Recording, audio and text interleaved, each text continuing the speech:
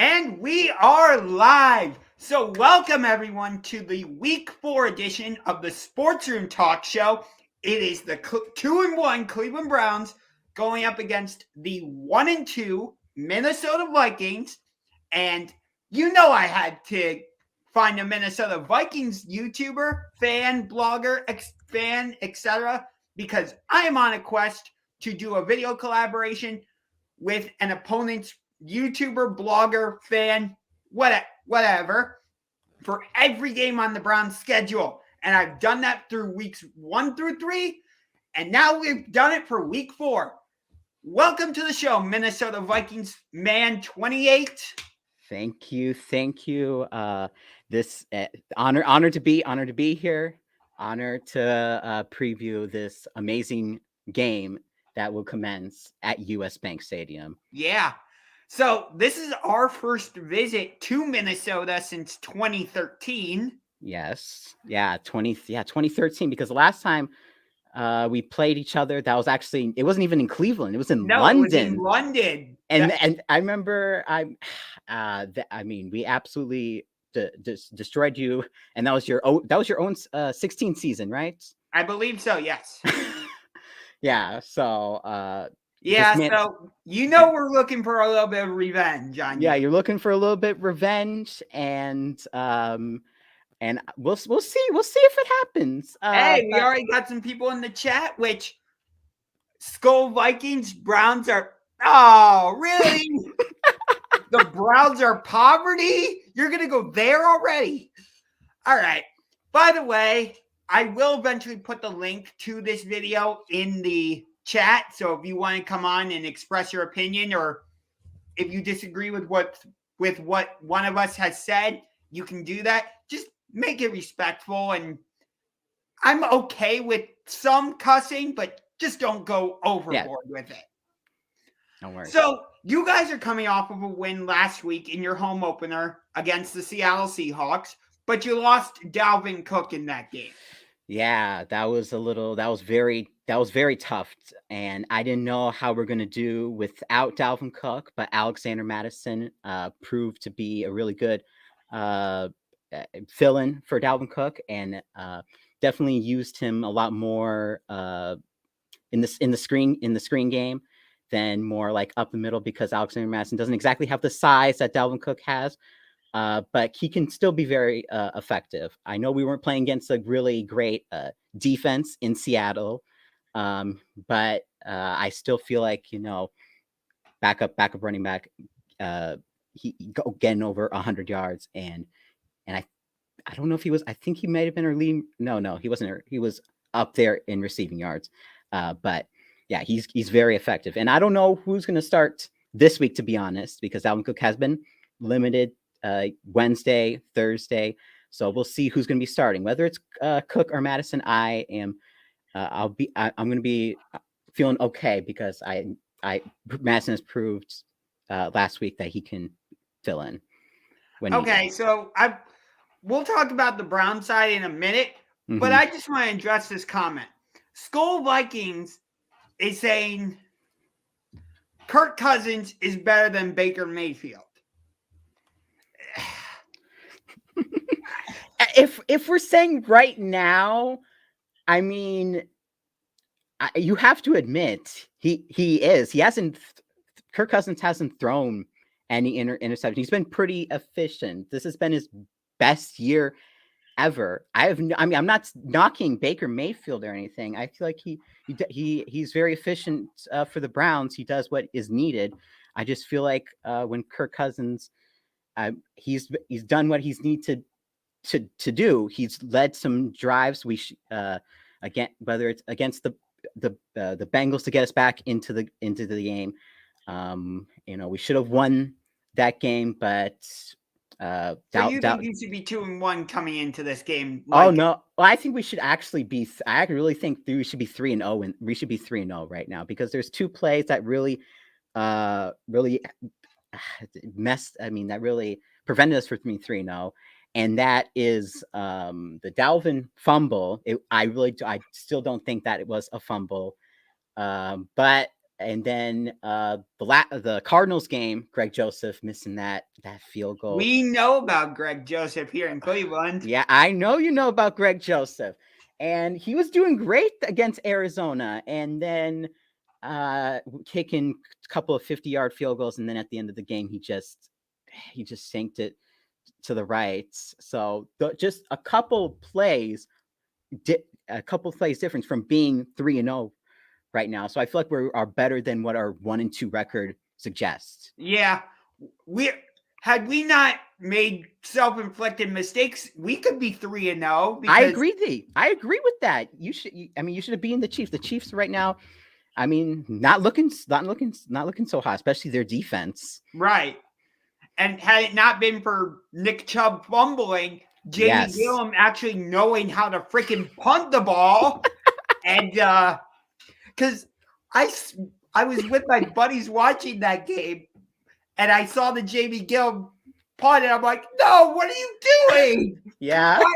Okay, you mishandled the snap, but why are you trying to run it? I don't know. Just don't take the damn ball. Oh, it's just unluckiness. Yeah.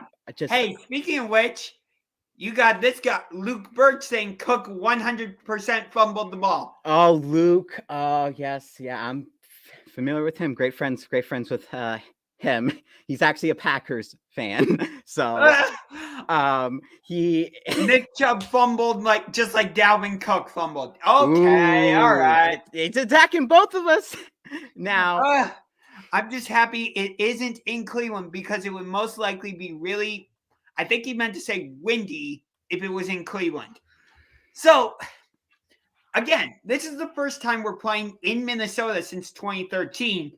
But if you remember, that was your final home opener in the Metrodome. In the Metrodome. Yeah, that was you that game. Yeah, you beat us that game. I was not expecting you guys to beat us. Of course, 2013 we had Christian Ponder. You can't. I mean, we had Brian Hoyer as our quarterback, though. Right. So really, anybody who won that game, I mean, I don't know. Green Satan beats Purple Satan. Satan. He's just he's being a little troll. He's being a little troll right now. All right. Yeah. I feel like I want to be so excited about this wide receiver matchup because you got Justin Jefferson and Adam Thielen on that your side. Mm-hmm. But then Jarvis Landry got injured. I'm like, I know. No. I was really looking forward to because that was the matchup when I saw the Vikings game. I'm like, oh, that's gonna be if we have OBJ back, which I wasn't sure when he would be back, but I'm like, oh, that could potentially be OBJ and Jarvis against Justin Jefferson and Adam Thielen. I was thinking the exact same thing too. And at least you have one of the two. You mean there could have been a chance you didn't have any of them. Then what would you be doing? So then we would really know to key on that on that run game of yours. So you got a good pair of running backs yourself. So yeah. But I mean, you're catching us at an interesting time because Jarvis Landry's injured. So I'm still a little bit unsure of what our offense is going to look like. Obviously, we're going to run on the run game because that's what we're built on. Does that concern you as a Vikings fan? Like, do you think your defense can hold up? This defense has not lived up to expectations. We signed a lot of key free agents for the line. We got Dalvin Tomlinson to pair up with Michael Pierce, who did not play last year because of COVID. You got a former Brown on your line now, Sheldon Richardson. Yeah, we got Sheldon Richardson. Excited to have him. And then for cornerbacks, we picked up Patrick Peterson and Yes, he did. Bashad Breeland, and Of course, you have Xavier Rhodes, who I'm not even well, afraid we to admit this. I love watching Xavier Rhodes. He's so good. Actually, I think you may be confusing with someone else. Xavier Rhodes is actually not on the Vikings. I think you're thinking of we signed Xavier Woods. Oh, I think that's what it was. Yeah, we signed Xavier Rhodes was on the he was on the Vikings, and then in his final year he just played terrible. And we really had to cut him. And then when he went to the Colts, he actually had a little bit of a rebound. So happy for him that he has found a fresh new start. But now we got Xavier Woods. I think he's been solid in terms of our secondary. I would say if you're going to find a weakness in the secondary, it's going to be Bashad Breeland. But he has not played great. He plays too far. He plays too far back. And I believe I saw this PFF. He was 99 out of 99. So if you're going to attack anybody, attack Breeland. But as of right now, for the injury report, I mean, he doesn't have an injury, but he has an illness. He was DNP, but I expect him to probably play. I would prefer either Alexander or Cameron Dantzler to start along with Patrick Peterson. But we'll see how that goes. So. I think this is a fair point by Skol Vikings. Eric Kendricks is better than any of the Browns linebackers. I would say that's fair. I mean, we do have a former Super Bowl MVP in Malcolm Smith, if I remember correctly. Mm-hmm. But Sione Takitaki, I like him. I have this weird thing where when he gets introduced, I go, I want a taki taco. Yeah. I don't know. I don't know. It's just yeah. I want a taki taco. A taki taco. That's all you need. That's all you need. So yeah, I mean, talking about Eric Kendricks, I think he is our best player, or one of our best, if not the best player on our defense. He can basically do it all, and he's going to be a major factor in stopping the run game, and in the passing game for your running backs. So he can do it all, whether it's stopping the run or in the passing game. So he's all around linebacker. I think he's one of the best in the league. So what kind of defense would you guys say you play? Like, do you play more of a zone defense, man defense, nickel, dime? I know we play like a 4-3 defense. I would say, I think if I were to say, I'm trying to nickel defense. It's probably probably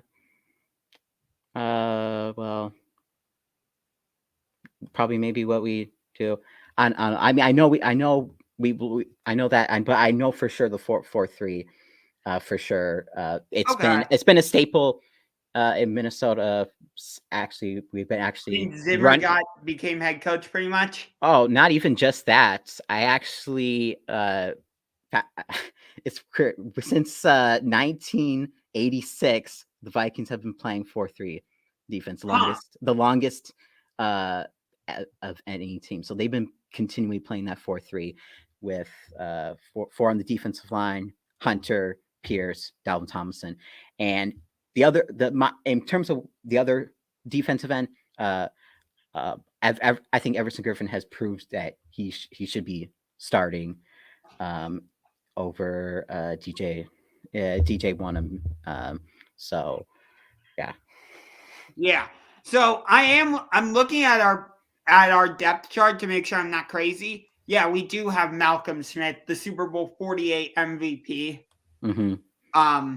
He is our Mike linebacker, and then our Will linebacker, that's Mac Wilson. We also have Jeremiah Owusu Koromoa, who had half a sack last week against Justin Fields. Okay. And then we have Sione Takitaki. Taki. Yes, I know. I still want that Taki taco. Yes. All right. So the overall storyline coming into this game is Kevin Stefanski going up against his former team. I am very intrigued of how this is going to go, because whenever you have these type of games, it can go both ways. Stefanski knows what, probably maybe what our defense is going to do, and then our defense, Zimmer familiar with Stefanski, so it's going to be that mind game battle of. It's almost like when Brady goes back to New England. Exactly, just like this weekend, Brady in New England. So, is this like? I feel like this is Revenge Sunday. It is I guess you could say it is Revenge Sunday in a way. So yeah, I like it. I love it. So I don't think the crowd noise up in Minnesota is going to scare us too much, because we already went to. That's not to disrespect you. Okay. No, I'm just saying, because we already went to Arrowhead, which has the record for being the loudest outdoor stadium. And we handled it pretty well. Again, had it not been for self-inflicted wounds, we would be 3-0 right now. Yes. So, again, that's not to disrespect what you guys can do in terms of crowd noise and the whole Skol chant, which yes, okay, let's get to this right now. Okay, let's do this. I told you before we started the stream that I had a little bit of a wager for you. Okay. Hey, yeah, I'm excited to hear it. So, what are Vikings fans known for? Doing the Skol chant, yes, right? The Skol chants, yes. Okay. And what are Browns fans known for? We're known for our chant of, here we go, Brownies, here we go, right? Yeah. So here's my wager. Okay.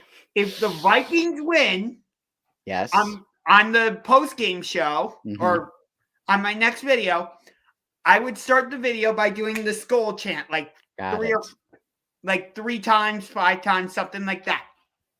However, if the Browns win, you gotta do "Here We Go Brownies" in your next video. You know what? Yeah. I'm not scared. I'm not scared. All right. Yeah, I am good with that wager. So all right. I can't wait to see you do that Skol chants. I'm not doing it. I'm not doing a Skol chant. I want to see you do "Here We Go Brownies." Oh, we'll see if that happens. But yeah. So we don't really so we talked about the Vikings defense earlier and how you guys play more of a zone defense. We're pretty much the same way, where we don't play man-to-man defense, and which is annoying because we have one of the best cornerbacks in the league, I would say, with Denzel Ward.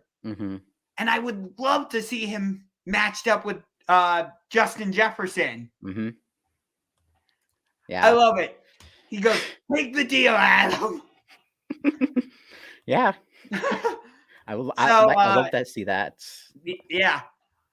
But Greg Newsome is out for us. He was our first round pick from last year. So you guys might be able to attack our secondary with Jefferson and Thielen. Yes, I'm hoping we do that. We get the ball out quickly, because you got a man, the leading sack leader in Myles Garrett. So that is something I am afraid of. But if we can get the ball out quickly, Kirk Cousins has been doing that throughout these first 3 weeks. I feel like we can have great success, and whether it's Jefferson or Thielen or even Osborne, who has emerged as our wide receiver 3. I feel like that we can definitely put some dents in that Browns defense. And I don't know what to think of the Browns defense, to be honest, because week 1 you played one of the best offenses in Kansas City. Week 2, for a while before Tyrod got injured, you went toe-to-toe with the Texans. I know. Then last week you played the Bears, and knowing the Bears rookie quarterback, that offensive line. I mean, I am impressed that you managed to rack up all those sacks on the Bears, but I want to see what what this defense truly is, because I don't know. I don't know how to gauge them, because they played one very high powered offense and then 2 not so great offenses. So I think ours will be more of a balanced one to see what the Browns defense is gonna truly look like. So even before Jarvis Landry got injured, I was saying that weeks 3 through 10 would be arguably the most important stretch of the season, because some people think the Bears defense is overrated, but I still think they have something. It's just Chicago's offense is hot garbage. Oh, they are hot. They really are hot garbage. That offense. I feel like their defense really is still. They still rely on it, and you got, was it 26 points on them? Yeah. But they managed to get to Baker quite a bit. So that probably gives you some hope going with this Vikings defense, because you guys don't necessarily have the names like the Bears defense does necessarily. Yeah. But I think you're a better, I would say you play more as a total defensive unit, whereas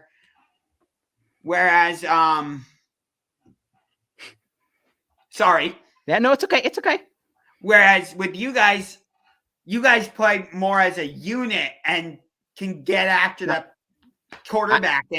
I understand. Yeah, bringing Zimmer like on third downs likes to bring that all out. Sometimes that all out blitz. Does that scare you at all? It doesn't scare me. It doesn't scare me when we do make those all out when do like an all out blitz. Sometimes it does, because then we got to play some man to man, which if you pick the right side, if you pick the correct side, you could be it's boom or bust type of play. You could potentially get a big gains on us. And I would say in terms of our pass rush, if we are going to say like a big name, Danielle Hunter is our main guy, and against Arizona he managed to get 3 sacks against a fairly mobile quarterback in Tyler. Yeah, that was the only thing that was stopping the Arizona that we were doing in terms of stopping the Arizona Cardinals. Danielle Hunter was the only real person to do that. I mean, we did get an interception, Nick Vigil, but for the most part, it was basically Danielle Hunter controlling that. We actually put as our bonus game, we actually host Arizona in week 6. Oh, that is your bonus game. Our bonus game, I believe, is the Chargers in LA. So that should be interesting. So we have actually another guest has joined the show. Ooh. Let's see, Weeping Willow Tree. Hello. I just came in to say 2 things, and 2 things only. First of all, Adam, get those vocal cords warmed up for your post game on Sunday. Okay. What? You think he's going to be doing the "Here We Go Brownies" chant after the game? Yes, I do. Okay. I like that. And second of all, the way Cleveland have turned around so quickly after their 0-16 season makes Detroit's failures even funnier. That is you're right. And who knows? Maybe they'll go 0-17 with their luck. Yeah.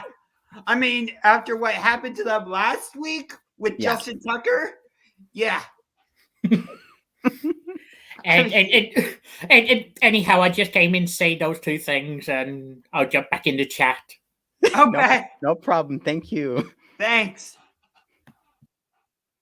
All right. Well, that was fun. That was fun. I know.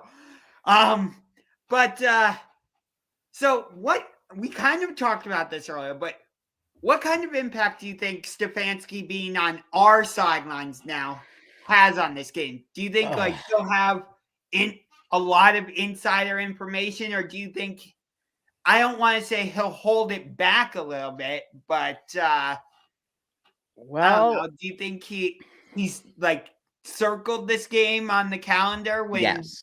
He has circled this game. I think he has circled this game. And in terms of insider information, in terms of that, we've had a lot of changes on our defense since 2019, since he left. Big changes. So in terms of player personnel, I mean, there is some still that are still there on our defense, like Harrison Smith, Danielle Hunter, Everson Griffin, who did leave, but then now is back. Yeah, he briefly went to the Cowboys, right? He went to the Cowboys, and then later in the season he went to the Lions. Oh, I'm so sorry. Yeah, I feel. Yeah, he said it was the worst. He wanted to venture out free agency. He greatly regretted it. So. Yeah, but we have some veterans, but like for the most part, it's a lot of young guys. A lot of young guys. We're rebuilding that defense. Zimmer wants to, rebuild that defense. The defense, as I said, the defense hasn't played up to expectations, except for maybe last week in the second half against Seattle. But I feel like that was more because we controlled the ball. We had a lot more time possession than the defense actually being good. But when they needed to in the second half, they were. But it was more our offense controlling the clock. Yeah, because of your run game, you mean? Yes, because of our run game. We managed the long, sustained drives. Alexander Madison just splitting through that Seahawks defense. And that's sort of what we need to do, whether it's Dalvin Cook or Alexander Madison. We need to keep that offense on the field, have rested defense. Defense as out there, our defense especially as out there too long. You're gonna get some big plays by Chubb or Hunt or even a deep one to Beckham. Or you might get beat by one of our 3 tight ends. Oh yes, your 3 tight ends. Yeah, also very very dangerous. Hooper, Njoku, Harrison Bryant. Yeah, Harrison Bryant. Couldn't think of the third one off the top of my head. No, don't worry about it. I know you guys had Kyle Rudolph for a while as your tight ends. Yeah. Who are your tight ends now? So before the season started, we had Irv Smith Jr. And didn't you draft him? We drafted him in the second round. And before the season started, he got a season-ending injury, and he's getting surgery, and out for the season. So now we have to rely on our backup tight end in Tyler Conklin, and throughout he related to our offensive lineman Jack Conklin. I don't know. If someone is listening and wants to fact check that and leave it in the chats, feel free to do that. But that would be very interesting if that was the case. But Tyler Conklin, and we also picked up Chris Herndon. We used a 4th round pick on him. In terms of the passing game, I mean, if we're the value of Chris Herndon we picked up, I feel like we sort of reached with the 4th round pick. I feel like Todd Conklin has been playing pretty adequate, especially last week, having his most productive game of the season. Even scoring a touchdown in that Seahawks game. He went, I believe, I'm trying to think, it had like 70 yards and a touchdown, something like that. But I feel as the season progresses, we're going to use him more. Chris Herndon's probably going to be more in pass blocking because we need some, Rashad Hill has done adequate, but we need to, especially against Myles Garrett, we need extra help. And I'm not sure if Christian Darrisaw is going to, who we drafted in the first round this year, going to be playing or not. If he is playing, that would be great, but I would prefer him to be rotational since it will be his first game back coming off of a groin injury. And when you have to face against Myles, you don't want him to face Myles Garrett all game. So I'd rather, if he's going to play, I want him to be rotational. Yep. Here's a word of advice. Don't do single coverage on Myles Garrett. Oh, no. I know that for sure. Double coverage, Myles Garrett, our left tackle, whoever else is going to be blocked. And whoever else is going to be blocking. Yeah. The only problem with that is if you double Myles Garrett, you might open up the door for Jadeveon Clowney. Yeah, that is true. But you got to take your chances. And I think I think Jadeveon Clowney's playing on the right side. Is he playing on the left or no? Wait. Let's see. Because he's on the right side. He's on the right side. Yep. So Myles Garrett is on the left side. So Myles Garrett's going to be playing our right tackle. I would think you're left tackle. Left tackle. Okay.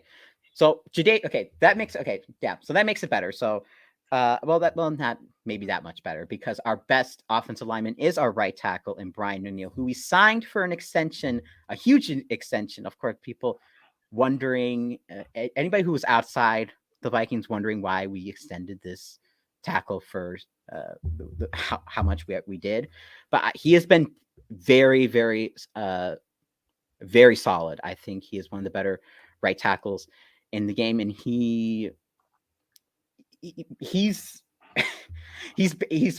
our, I would say our one a great. The rest of the line is okay, but Brian O'Neill definitely whenever he has to block, he will get it done. He's done it against people like, I remember like Cam Jordan before, and we and just whoever we play, he is pretty good. And so I'm not afraid of Jadeveon Clowney going up against Brian O'Neill. I'm more afraid of Myles Garrett. I'm more afraid of two people going up Myles Garrett against two people on the left side than Brian O'Neill just facing Jadeveon Clowney. Yeah, one-on-one. I'm not trying to discredit Jadeveon Clowney or anything, but I just, knowing Brian O'Neill and how he doesn't give up much. I feel very confident that he can do the job against Jadeveon Clowney. So 2 quick things. So Luke first said he's still angry with us that they traded their pick to us so that we could get Njoku while TJ Watt was still on the board. And then he looked it up about whether Jack Conklin and your backup tight end, I think it was. Yeah, our backup tight ends. He said they are not related. Ah, man, that would have been so. That would have been so cool. To be related. I want them to be so. I want them to be. There's. The only really relation we're gonna get is like that Kevin Stefanski, or actually, that just brought me something else. Okay. I still have. I love Kirk Cousins. I love what he's doing, and I like that he's our starting quarterback, and I'd rather have him over I mean anybody else who's out there right now. But I'd rather have him free agent, other free agents. But I was gonna say you'd rather have him over No, Mahomes or Aaron no, Rodgers? Any other free agents right now?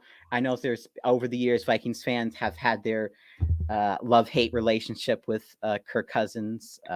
Yep. Especially on prime time when he hasn't done good on prime time. But if we're talking back, like when we're talking about 2017, you guys have a backup quarterback by the name of Case Keenum. Yes, we do. Yes. So, I'll say back in 2017, after the season was over, I really wanted to keep Case Keenum. Really wanted to keep him just because of how good he did. If we're talking like right now, if we're just basing it, I'm happy that. Oh wow! Wow, that's a little bit inside thing in the posse, Grassy posse with Case Cookers. So, yeah. But back in 2017, after I wanted to keep Case Keenum, and we didn't even keep Teddy Bridgewater. I did not want Sam Bradford, so happy we got rid of all the quarterbacks and put it all in on Kirk Cousins. So it's taken many years to see to actually maybe see it somewhat pay off. I mean, I still think $84 million a little too much. Do you think you guys overpaid for Kirk Cousins then? Oh, we definitely overpaid for Kirk Cousins. In those 3 years, we only made the playoffs once, and we beat the Saints in the wild card. Had the upset and played a Minnesota Miracle or Minneapolis Miracle. I'm sorry. Well, that was 2017 with your backup quarterback Case Keenum. Right. Right. You guys also beat the Saints in the playoffs. I think it was last year. 2019, so 2 years ago, and that was with Kirk Cousins that 1 year, his first contract, 3 years, and we beat the Saints in overtime, crazy, and then we lose the 49ers division round very badly. And then right after that, Stefanski gets hired by us. And Stefanski gets hired by you, and the Browns are flourishing. You guys beat the Steelers, and you almost beat the Chiefs. And I honestly think if you guys would have beaten the Chiefs, I think there could be a good chance you guys could have been in the Super Bowl. Oh, really? Yeah, I think we could have beaten Buffalo. I think you could have beaten. I really think you could have beaten Buffalo. I feel like you had that momentum going. And I would have taken you guys, I guess in upsets. Because I'm pretty sure Bills would have been favored. I think you guys would have made this. Probably would have made the Super Bowl if you beat the Chiefs. You beat the Bills.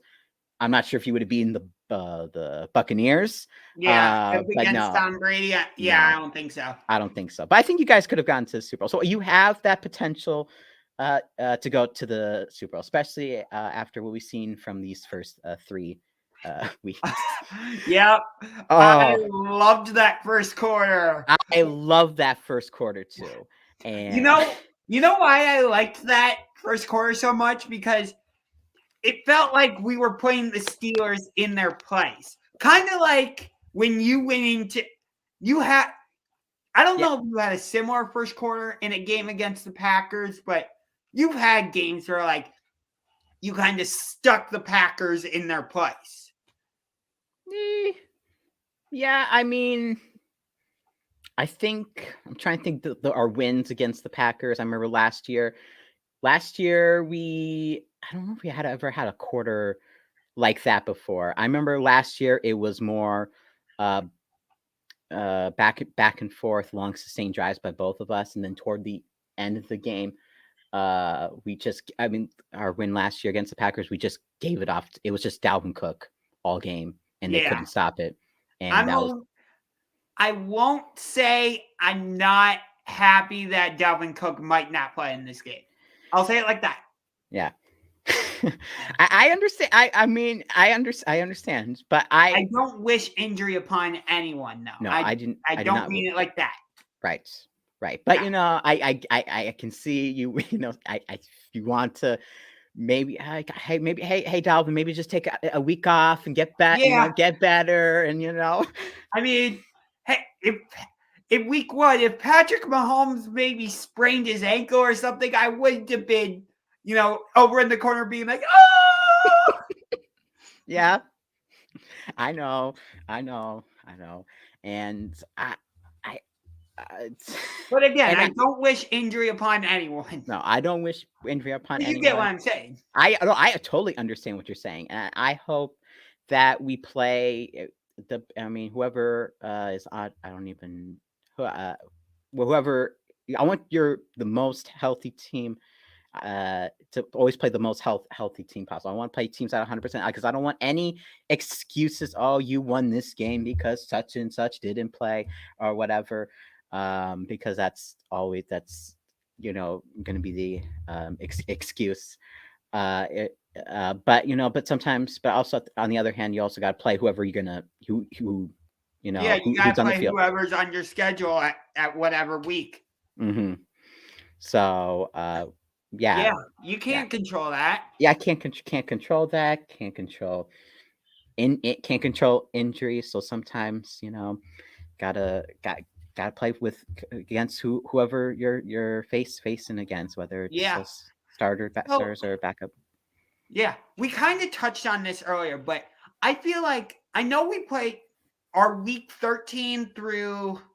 No, I'm sorry, week 12 through week 17 is a little bit tricky for us because we go Baltimore on Sunday night, bye week, Baltimore again. Week 4, or I'm sorry, that would be week 15. We host the Raiders. Week 16, we're at Green Bay on Christmas, and then week 17 at Pittsburgh on Monday Night Football. So that will be a tough stretch, but. Playing against the Bears, which, again, their defense is pretty good. Yes. And then having to play you guys have been a tough team to play against. I won't dismiss that or lie about it and say, that's an easy win. Mark the Vikings as an easy win. You can't. You can't even for any team. Right. Just like, I'll bring up that week 2 game against Texans. If Tyrod doesn't get injured, I mean, you might not win that game. You might not win that game. And the Texans, everyone's just, I mean, now that Tyrod's hurt, now we can probably say they're living up to that tanking that terrible team. But when they had Tyrod, maybe they could actually do something. But I feel like that now that Tyrod, no more. I think the expectation of the Texans being terrible is bad. Yeah, but I'm not hyped about a Christmas game. TBF. I have no idea what TBF is, but at least we won't do as bad as the last NFC North team that played on Christmas did. Oh, he's talking about you guys where Gobert destroyed you for like 6 touchdowns, I think it was. Yep. And toward the end of that season, we were basically out of it. We had to beat the Saints, but pretty much when we lost to the Bears the previous week, it was pretty much done. That was the game that the week before that decided, hey, we're gonna make the playoffs or we're not. And the Bears barely beat us, and then we played against Saints. It's like a lot of things had to go right. Right. The last couple weeks, and actually, if we would have beaten the Saints, we would have actually made the playoffs. But at that point, I think we were sort of given up. At that point, so and we had a lot of people injured. Even Eric Hendricks was injured, our best linebacker. So those 6 touchdowns against that we gave up, it was just so injury filled, and we just you could do anything against that 2020 late 2020 Vikings defense. Are you scared that Nick Chubb and Kareem Hunt could could combine for 6 touchdowns against you? If we're talking last year's defense, yes. I think this year's defense might be a slightly bit harder. But I don't know. I'm interested to see.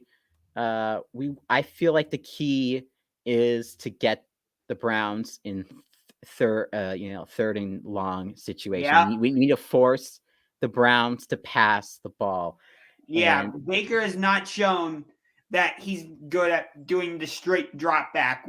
For us to be effective with our passing game, we have to establish that running game so then we can effectively run our play action game and our bootlegs. Yes. I feel like the Vikings are kind of similar in that regard. They are very similar. Zimmer is that run first team. And he's just run first. We set up we used the run and to set up the pass. It's been like that ever since he's been. But even before Zimmer, we had one of the best running backs in Adrian Pearson. We've always been that running football team. For as long as I've been, a fan, we've always had a good run game. And how long have you been a fan of the Vikings for? I've been a fan since the 09 season, right before the 09 season started. I'm 21, and so I was 9 years old when I knew I was starting to get into football. I knew I wanted to be a Vikings fan. Are you from Minnesota? I am from Minnesota. Yes. Gotcha. Yes. And at school, there was you either were, a Vikings fan or a Packers fan. It was either one of those two. And I did not want to be a Packers fan whatsoever. And I wanted to, even though they were more successful, I wanted to be able to say I saw the Vikings win their first ever Super Bowl. And I liked an Adrian Pearson seeing his just the highlights. I loved. He's my favorite player. But when I could tell because of your YouTube channel name. Yes, he is my favorite. And then when the Vikings in 09 signed Brett Favre, I'm like, okay, instead of just seeing like highlights or whatever, I want to actually watch. I'm actually going to get fully invested in this team. So yes, in this weird way, yes, Brett Favre sort of like I wanted to, because I feel like they could go all the. They can go all the way. So, so you became a fan of the Vikings when they ran into the Saints and the whole Bounty Gate thing. Yeah, I really that game. That game still haunts you. It haunts me. It angers me. And we should have, like, my first year watching the Vikings, I could have seen them win a Super Bowl. And then all that happens, Bounty Gates, Favre, that interception at the end of the game. Yeah, I remember watching that game, and I saw Favre throw that ball. I'm like, what are you doing? He could have just ran it out of bounds, but like, I'm not sure if he was like afraid of just after getting pummeled so much in that game. I feel like it's just that psychological thing. Yeah. And could have went to the Super Bowl, and I think we could have beaten Peyton Manning in the Colts. Yeah. And won that first Super Bowl. But ever since, then, and then things, went sort of a little bit downhill. We had that 2012 season where Adrian Pearson almost broke the single season rushing record. And then, and that was the last, after that NFC Championship, that was the next time we went to the playoffs, I believe. And then in 2015, we regain the NFC. We win the NFC North finally from the clutches of the Green Bay Packers, and that's always fun to do. But then in the wild card, we miss a 27-yard field goal. Because you had the laces facing the wrong way. And laces facing the wrong way, negative 10 degrees outside, because we were playing outside. Right, because you were playing at the Golden Gopher Stadium, because they had taken down the Metrodome, and they were building U.S. Bank Stadium. Right. On a second note, we didn't even make the playoffs in 2009. We went 5-11. Yay! Yay! That for back then, very good, very good. Yay! You guys, 5-11. Yes. You guys Eric Mangini was our head coach. Oh, yeah. We've come a long way since then. Oh, you guys have came a long way, and you guys are definitely one of, besides the Vikings, one of my favorite teams to. Oh, Luke, no. Oh, no. Why are you doing this to this poor man? Well, it's okay. But I lost my thought now. Sorry. No, the 27-yard, miss. I think, we miss it. And then, what else? 2017, 2016, Bridgewater gets hurt. And before the season, we signed Bradford. We start 5-0. And then we don't make the playoffs. 2017, Bridgewater still trying to come back. Bradford starts off the season, gets injured. We put in Case Keenum, and then the rest is history until that NFC Championship game. But which, I'm sorry to tell you this, but as part of my superstition to hopefully help the Browns win, I've been watching that 2017 NFC Championship game. Yeah. I'm sorry. I'm sorry. We should have been. It's okay. We were supposed to be. We were supposed to be the Buccaneers in terms of we were supposed to be the first team to play at home in the Super Bowl, and we're be the first team to win it. We got out to a 7-0 lead, and then the defense the offense just decide, okay, game over. We scored first. Bye-bye. Yeah. In addition to watching that 2017 NFC Championship, I'm also going back and watching highlights of when we beat you in the Metrodome in 2013. I won't lie. I have actually recently watched that over, and I remember I watched it over. I remember even watching it even back in 2013. It's all part of my I'm a very superstitious Browns fan. I don't blame you. I mean, you guys are I personally would make the argument that the Vikings are probably the most cursed team. Oh no, we are. No, we could argue about this, but you guys have had a lot more bad. See, our failures we've been so close, and then it just collapsed. Whether it's a missed field goal, a lot of missed field goals, I should say, or just collapsed at the end of the season. Just again. Yep. Blair Walsh. I'm fun with you with that. I know Gary Anderson. Back when we signed Daniel Carlson, that week 2 game against the Packers, he wasn't looking so good. We cut him immediately afterward. Now he's doing great with the Raiders. And then Greg Joseph against the Cardinals. It's like the kicking mistakes at the end of the game just can't end.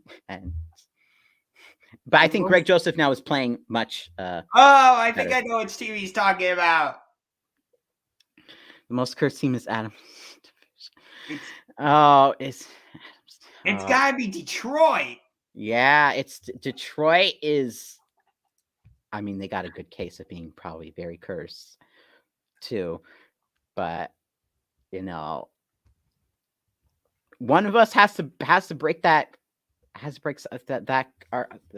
The curse on Sunday. So maybe whoever loses on Sunday, we can say is the most cursed team. So yeah, I just said back to him, I'm like, you're talking about the team that plays in Ford Field. Yeah. I'm actually trying to find a Lions YouTuber for when we play them in week 11. Mm-hmm. Anybody? Are there any Lions fans in Grossi Posse? I think I could maybe find one. There's not that. I mean, in Lions fans in general, it's sort of hard to find. But I potentially could. Yeah. Also, I know that you said earlier you could maybe reach out to Tom. If I somehow hook up with Tom for that Packers game, that would be amazing. But I'm not going to put that type of pressure on you. No.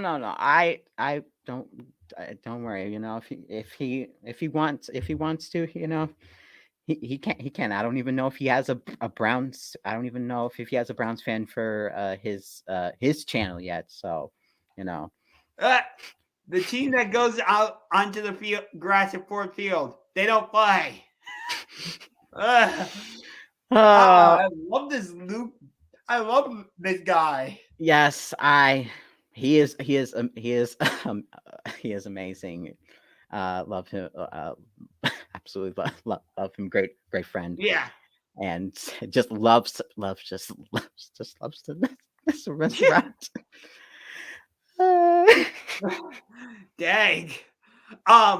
So which receiver do you think is going to be more important for the Vikings on Sunday against us? Do you think it'll be Jefferson or do you think it'll be Thielen? I should say, who do you think is going to have the bigger game? Bigger game. Considering, I think in terms of touchdowns, it's going to be Thielen. We use him he's a touchdown machine.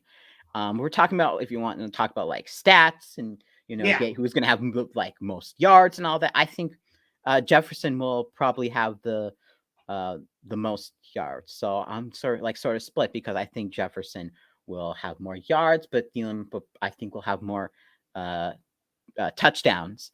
Yeah. Okay.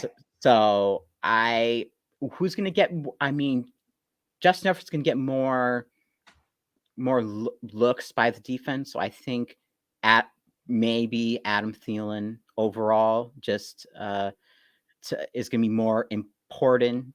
Justin Jefferson going to be opening it up for Adam Thielen. So in a way, it's hard to say who is going to be more important because Justin Jefferson is going to have an important part in letting opening up the other receivers like Thielen. But I think Thielen, you know, just has to do what Adam Thielen does. And do you think his trade requests are a thing of the past now, Thielen? Or do you think still think? Huh? His what? Sorry, I didn't catch that. Oh, sorry.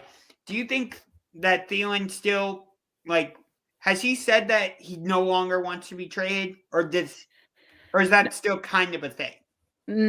No, I don't think he really wants to be traded. He's from Minnesota. He was undrafted by us. This is his favorite team growing up.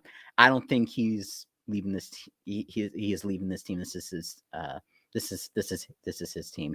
Because I remember there was a brief period of time where there was a brief period in a bit of an argument with Kirk Cousins, right? Yeah, that was. I remember the argument. I remember when it's viral. I mean, well, it was a couple different times. It was one at the end of the first season, or no, was it that season? I'm trying to remember. There was one game against the Bears where it was like that. Thielen blasted off about Kirk because all we were doing at that point, we were running the ball. It might have been the same season, to be honest, 2018. But it was also the end of the game. We had to win. It was a win or go home against the Bears, 2018, first year under Kirk Cousins. Yeah. And I think that was the one that clip went about Kirk and Thielen arguing off the on the sideline. They just couldn't. They weren't gelling, and Thielen's getting pretty angry at. I mean, Thielen's getting really angry at Kirk. So, but I think as time has gone by, you think that relationship has been repaired? Has been repaired, and I think he has been. I'm not sure if he is. I can't 100% tell if he's like Kirk Cousins' favorite target, because Justin Jefferson has now emerged. But I would say when we had Stephon Diggs, Thielen was his favorite, and I personally. I think that's why Diggs wanted to get traded. Yeah, that's why Diggs wanted to get traded, because you're in a run-first team, and you're not the favorite wide receiver. I feel like Diggs wants to be that wide receiver one, and he knew you're seeing that in Buffalo now. Yes, and that's what he wanted to. That's why he wanted to be traded.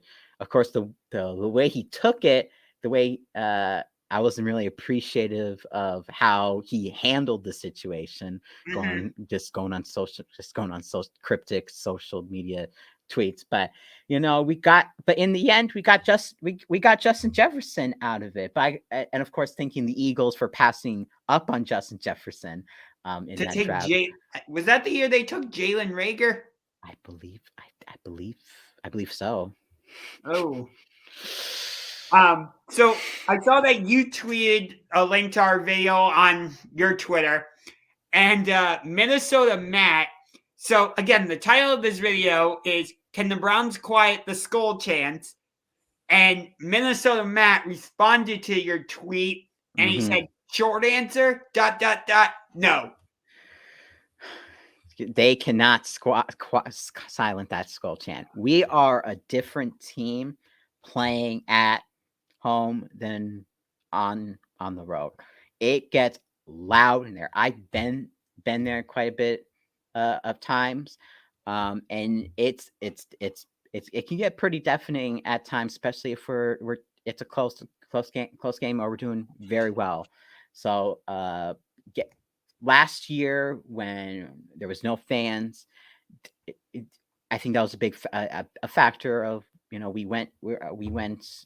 could have maybe won some of those close games at home if we had the fans. I feel like fans sometimes can provide that extra factor for home field advantage, especially noise factor wise. So they're gonna be scoling it all up. There will be some orange in the stands, though. There will be some orange in the stands. I'm pretty sure. But we're one of the more popular teams, I would say.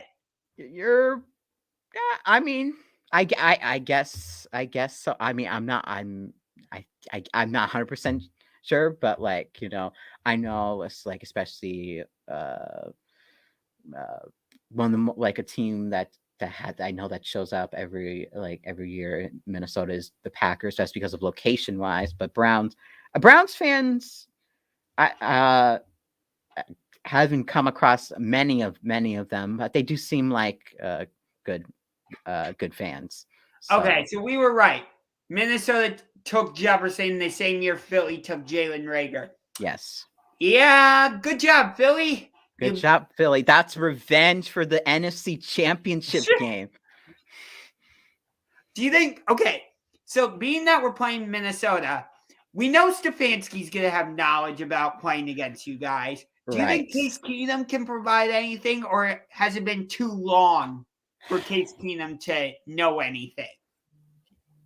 I think Case Keenum, I'm trying to think. He might Possibly. He could possibly. I'm not 100% sure because as I said, there has been a lot of changes on the defense, especially. I remember when he played, he didn't. That was the year Dalvin Cook went down like week 4, so maybe not. He wasn't really familiar with how Dalvin Cook, does.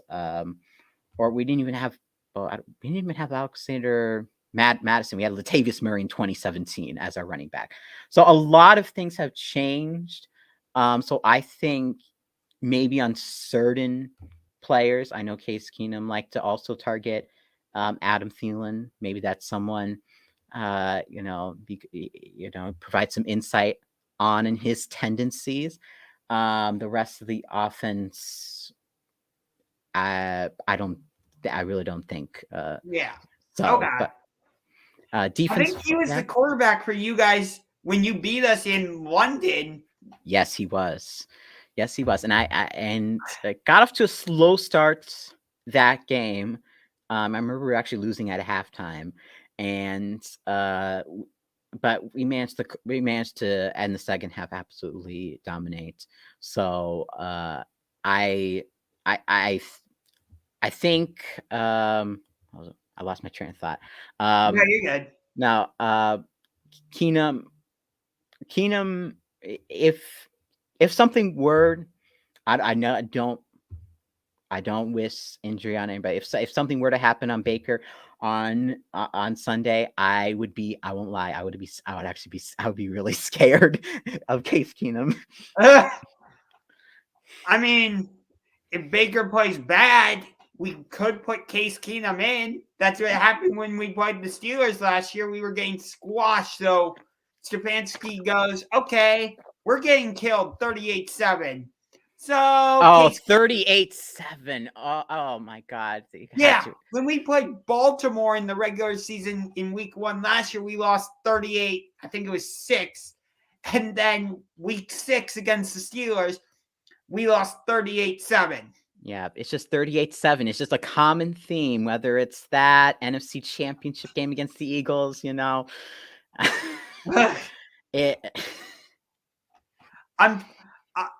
also forgot. In addition to watching games where the Vikings lose, I'm watching what was it? When did the Blues beat the Blackhawks or beat the Wild in the Stanley Cup playoffs? I think it was 2016. Oh my God. I know the Wild they've had so many first round playoff exits. I thought you guys were going to beat the Vegas Golden Knights last year. I thought we were too. We're going to be able to make that comeback, and then Game 7 happened, and then we just lost a lot of. Lost a lot of steam. We lost a lot of steam, and just we couldn't keep up. It was 2017 where you guys lost to the Blues in 5 games. So, again, it's part of my superstition where I watch games where the opposing team or opposing city, in that case, loses because I want to send, just for that week, I want to send bad vibes to the opponent. And I watch games where Cleveland wins because I want to send good vibes our way. I know it's a little bit weird that I do something like that, but it's just something that I do. I don't blame you. It's part of my routine. I'm not going to change it. Yeah, if you do certain things, to certain routines, people like to do superstitions, certain routines you do before a game, Do you have anything like that? I'm trying to think if I have any strange superstition. I don't know. I'm trying to think. Before, actually, now that I think about it, I have all these mini helmets that I have, and keep it. Whoever we're playing, I always keep it special. I keep it on I'm trying to, next to, I don't know where, on my a desk, and for the week, and I don't know, I look at it, and I mean, I'm just trying to give it just some bad Yeah. vibes. I actually do have a little bit of Vikings. I don't know if you can see, but I can see it's in that third. If you're going from the top row, it's it's right here. The third row, that right there. Yeah. Yes. And I actually have one other thing that's Minnesota Vikings. I'll be right back. Okay. Where is it?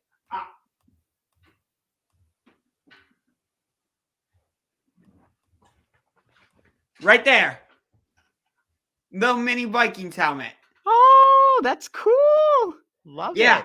I actually have a whole standings board with where I have mini helmets like this that are magnetic that I can rearrange based on standing. That is amazing. Have you got a missed field goal? Do you have any missed field goals in your guys' history that haunts you? Missed field goals that haunt us. Not that I can think of off the top of my head. Okay. I'm sure there are some that maybe I was just either not born or too young to remember. Okay, got it. Yeah, because I guarantee we have some. I just don't remember them off the top of my head. Oh, I just thought about one actually. Well, it's sort of. I remember that Browns Ravens one, Monday Night Football. Don't remind me about this one. No. Yes. No. All right. Yes. Blocked. It was like blocked, and he returned for a touchdown. It's funny you bring this up because guess who also Will Hill down the sideline, touchdown, and it was against another purple team. It was against a purple team. So is this just what could come? Browns lining up for a game-winning field goal, and then we return it to the house. You don't know. I mean, that's usually our thing, missing field goals, but you mean like how your announcer thought the kick was good? Oh my God. It's good. Oh no, he missed it. I was surprised that he said Paul Allen, our radio announcer, has been calling for so many years. He's called so many miserable. So good. I love him. I don't get the opportunity to listen to Vikings games that often. I don't blame you. But when I do, he is so good. I have to admit. He is that energetic. He is very passionate about the this team. He that voice, and just like I was just surprised that when he announced that he said it was good. Like I would be like, and I would wait for the. Wait at this time. I'm like waiting for the official because like I'm not like, is it good? Like good. Even against the Bengals, when we had to make a 50+ yard field goal. Hey, is it good? Is it good? Yeah. Like, I don't know. I just like, I want to make sure. So just seeing him saying it's good. Right. It just surprised me, but like, it's sort of like you want it to be true. You want to be true. And, yeah. But yeah, I felt so bad for him. Yeah. Jim Donovan is really good as our radio announcer also. I don't know if you've heard him call any of our games. I don't listen to Browns, but I will.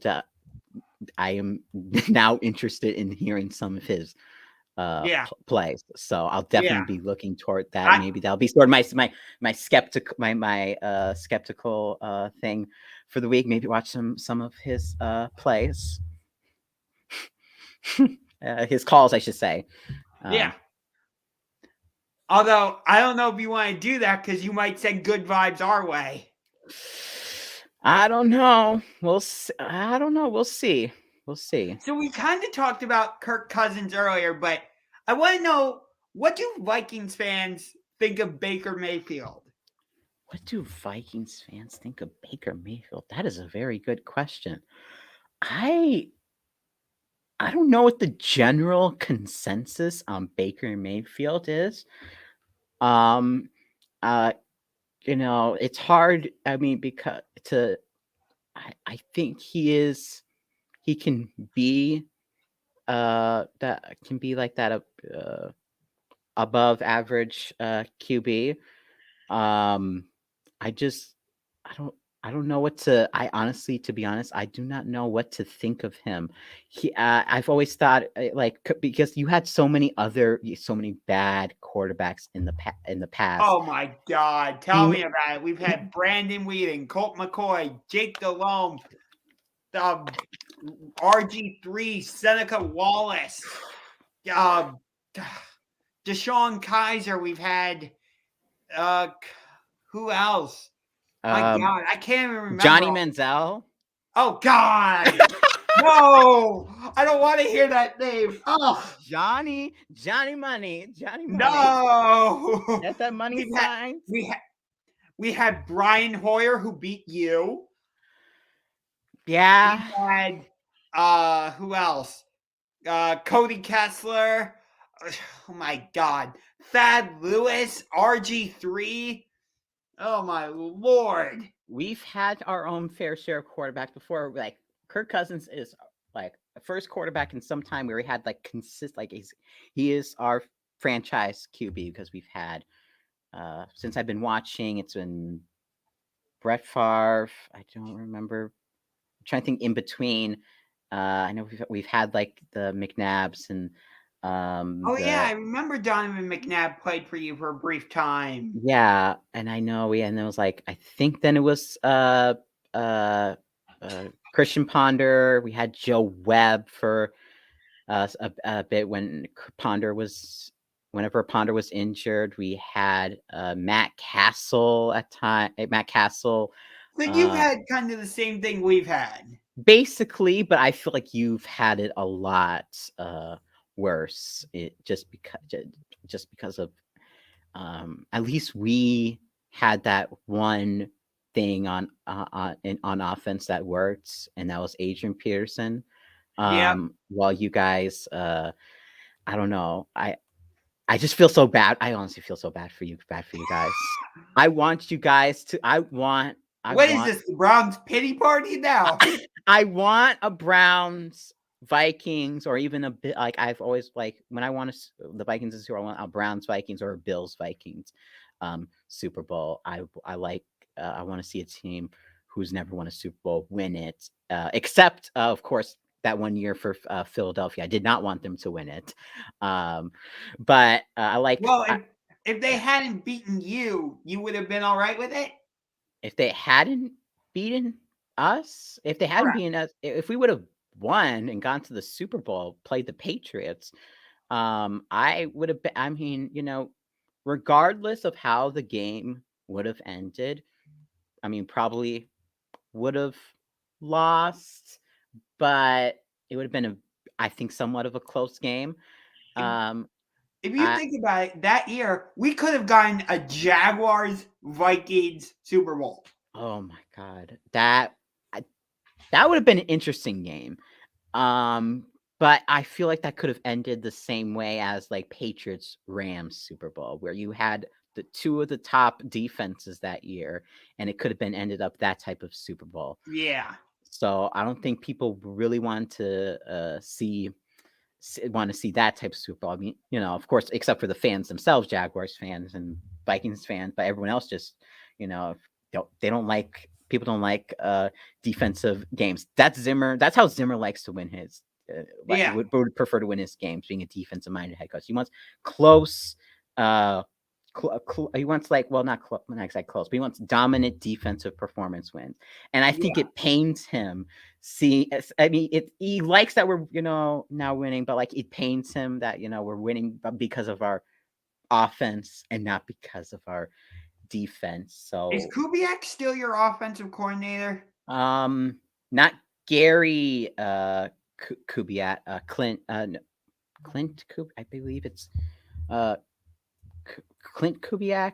If I'm being, give me a minute. It's Clint Kubiak, I believe, right? Yeah, Clint Kubiak is our offensive coordinator. So it's still the Kubiak system, but just with, I guess.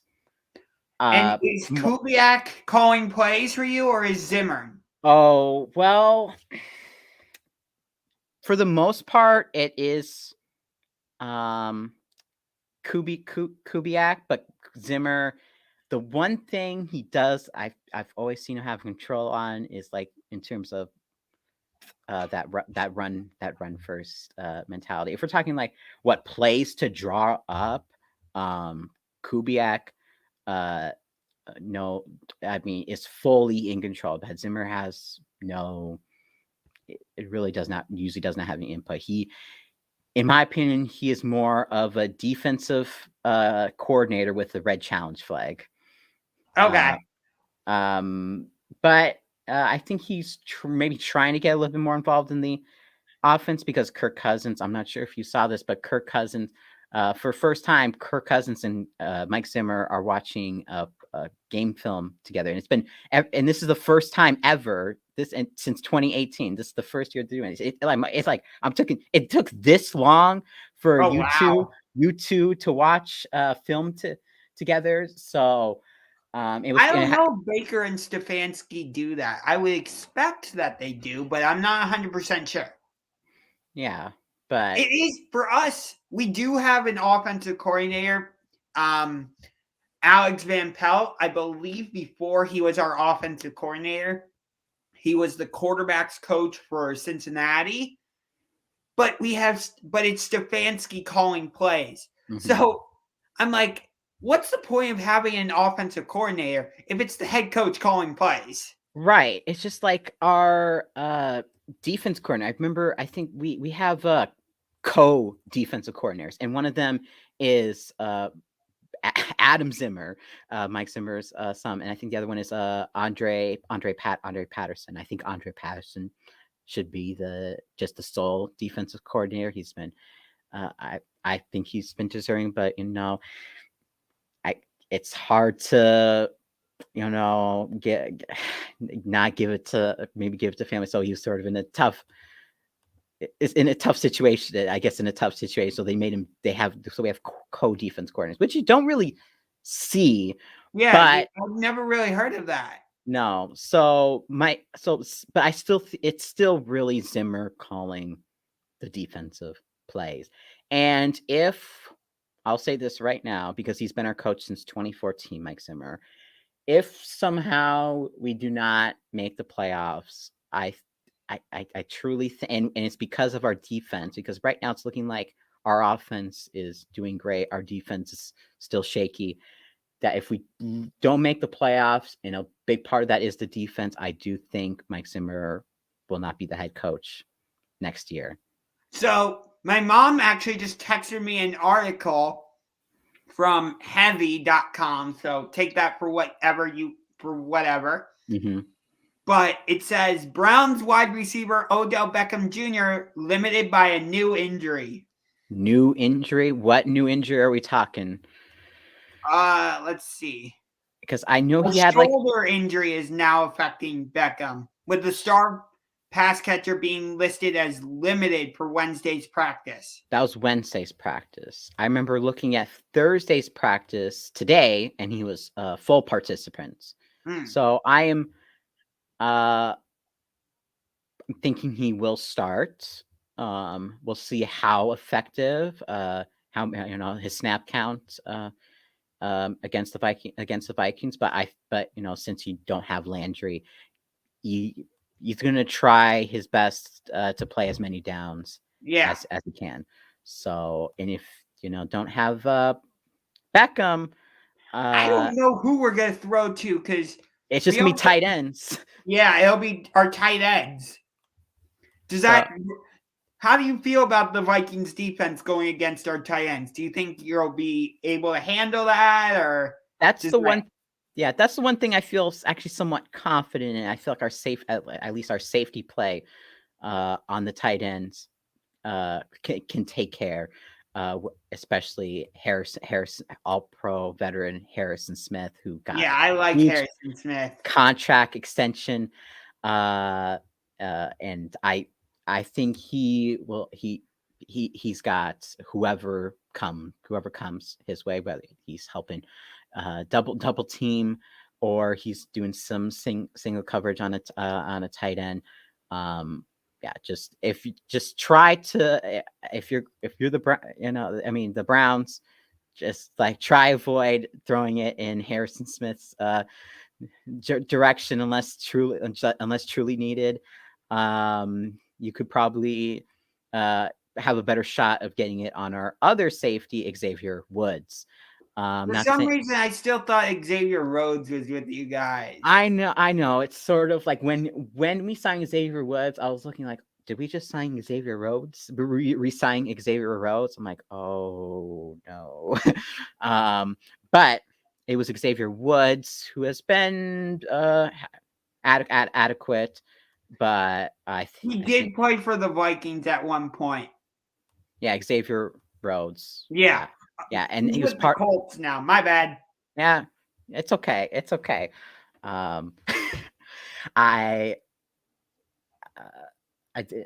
was I talking? Xavier Woods. Xavier Woods.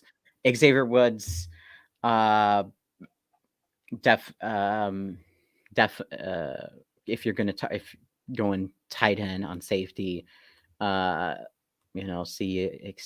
at maybe you can try maybe Xavier Woods' way, but you never know.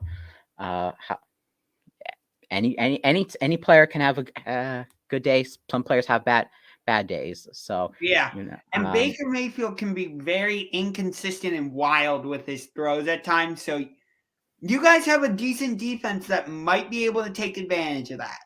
Right. So do you think Kirk Cousins is gonna be able to do well against the Browns defense, or I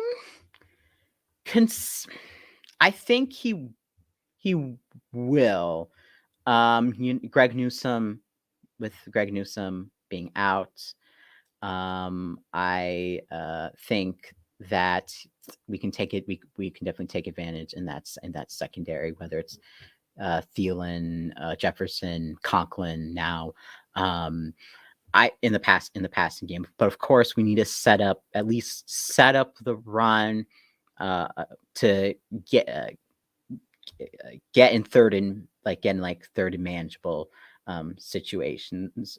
But if we do get into some third and long, I won't be like, oh, we're not going to get this. But I think Kirk Cousins at least this year has shown he can.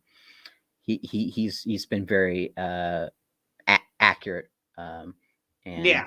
so you're sort of getting Kirk Cousins at the wrong time, the wrong time, if your defense right now.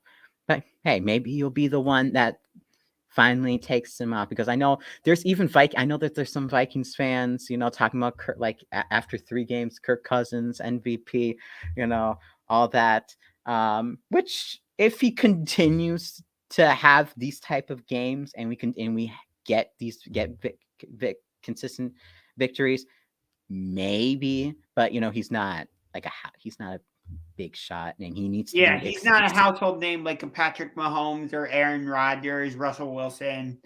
Right. I would say if I had to make a tier of tier 1, tier 2, tier 3, Kirk Cousins, I would say he's right in between tier 2 and tier 3. That is pretty fair. To say. So would you say Is that similar to Baker Yeah. Mayfield? Yeah. I would say Baker for right now, until I see a little bit more from him, Mm-hmm. a little more consistency. I would say he's a solid tier 3. Mm-hmm. Now, the reason I have Kirk Cousins in between tier 2 and tier 3 is because I've seen him in past seasons, whether it was with Washington or with you guys. Yes. He's had some consistent years and he's had some good games, but then there'll be other seasons and individual games where it's like, what the heck are you doing? I know. It's very a lot of seasons inconsistency. And I think some part definitely on him. But also I feel like we have not given him the offensive line in those years that we have now. We've slowly, it's been basically this long process. We need offensive line every year. We need offensive line. And we very slowly have built a somewhat decent line. And now that Kirk Cousins is actually getting some time this year, he's shown when you give Kirk Cousins time, he won't make that many mistakes. And he hasn't actually made any mistakes because he has 0 interceptions. Hopefully we can change that on Sunday. We'll see. If it is, it would probably be off like a tip. My guess, a tip pass or something. But so you don't think it'll be a straight up interception? I don't think it'll be a straight up interception. I think it would be deflected in some way or possible. I think it would be more likely that you probably get a fumble, like Myles gets a fumble on Kirk Cousins before Kirk Cousins throws an interception. Okay, that's fair. Mm-hmm. Would you say Kirk Cousins is more of just a standard pocket passer, or would you say he's a mobile quarterback?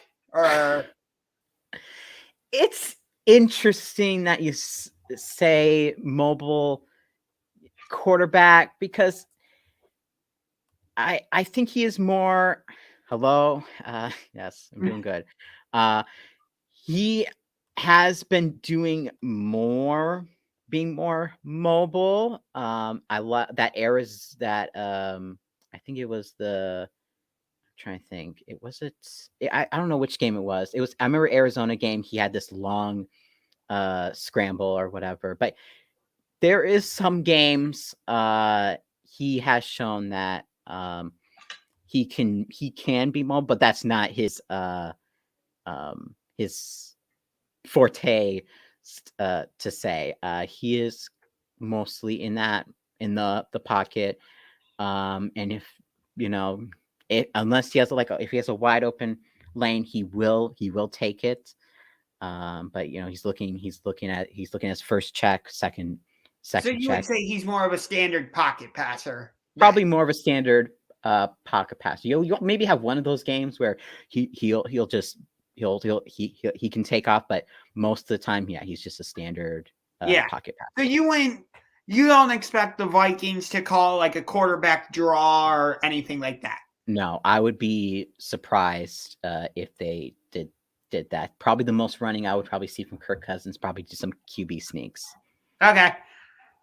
Glad you enjoyed the video, Luke. By chance, if I don't know if you're one of Tom's fans where he'll call you out, but maybe if you can somehow call him out and see if he'll maybe do a video with me for week 16, that would be awesome. But no pressure.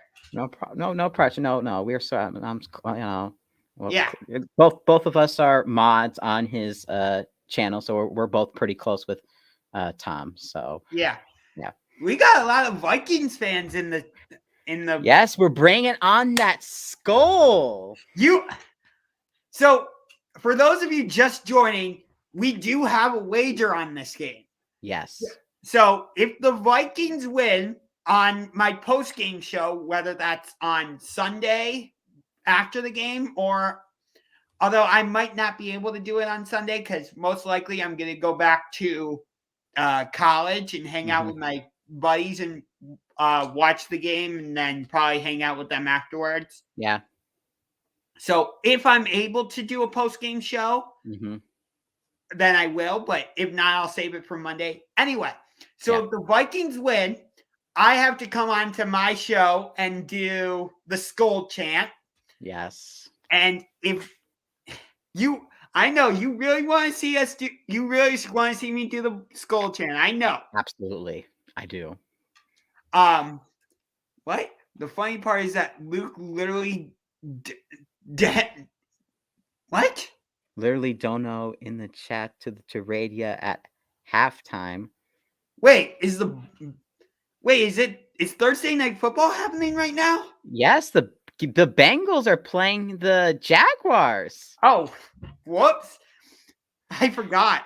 Yeah, but, you're talking about the wager. So if the Browns win, then Adam here on his post-game show, he has to start his video by saying, "Here we go, Brownies, here we go." You have to do that last part. That's the part of the cheer that really like gets everyone. Don't worry. I'll do it. But I'm not gonna make you like buy a Browns jersey or buy a Browns hat. I didn't want to make that part of the wager, like where if the Vikings win, I have to like wear Viking stuff. I didn't want to go that far. Yeah, no.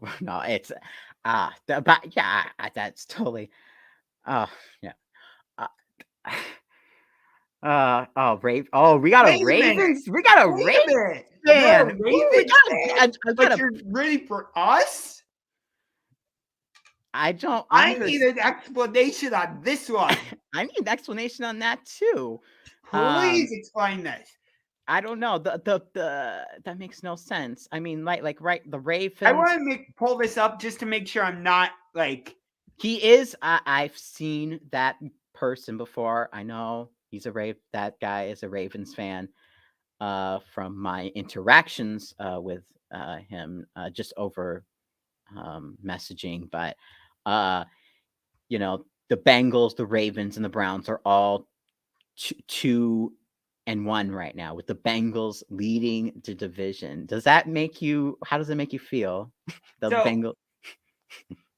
Excuse me. He said, "I just feel bad for your guys' team." Oh, pity. We got some. We got a little pity. Hugh Really? You gotta bring up Hugh Jackson? Really? Hey. Jordan the Tryhard said he subscribed. Thank you very much. Yes, please subscribe. I just recently reached the 400 subscriber. That is absolutely amazing. And how many subscribers are you at?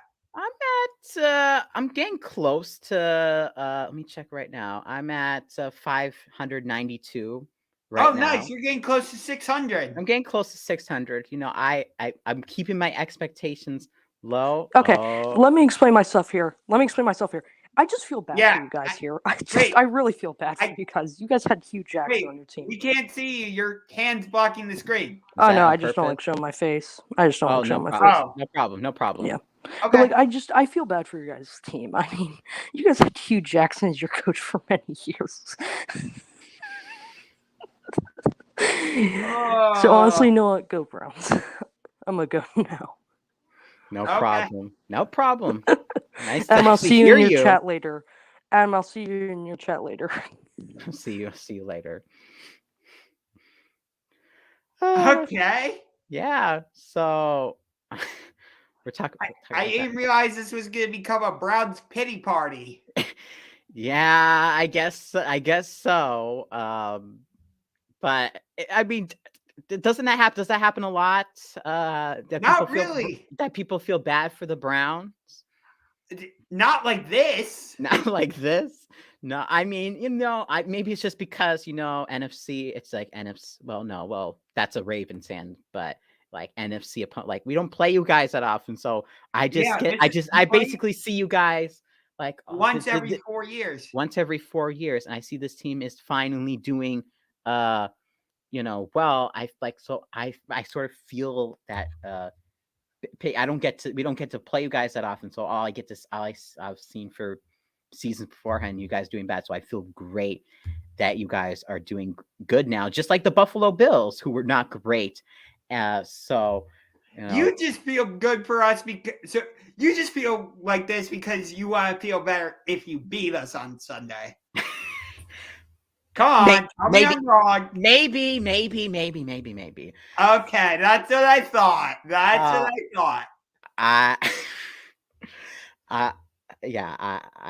But I hope I think if we beat you guys on Sunday, we'll be taken. I just want this team to be taken seriously because we are better than what our record. We are better than what our record shows. Yeah. So I mean, you guys just beat Russell Wilson. That's not something to just, Right. And we almost beat Kyler Murray. So the week before that. So He just subscribed to you also. Thank you, helping out us a small channel. Subscribe to both channels, subscribe to both channels if you're listening right now, especially Matt. I guess I'll Max, if that's you're fine. I'm calling you that. So yeah, you're fine. So thank you guys for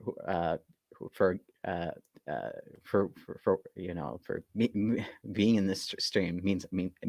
Always means a lot to us smaller. Are you going to be doing any type of pregame video, or like do you live stream during the game or anything like that?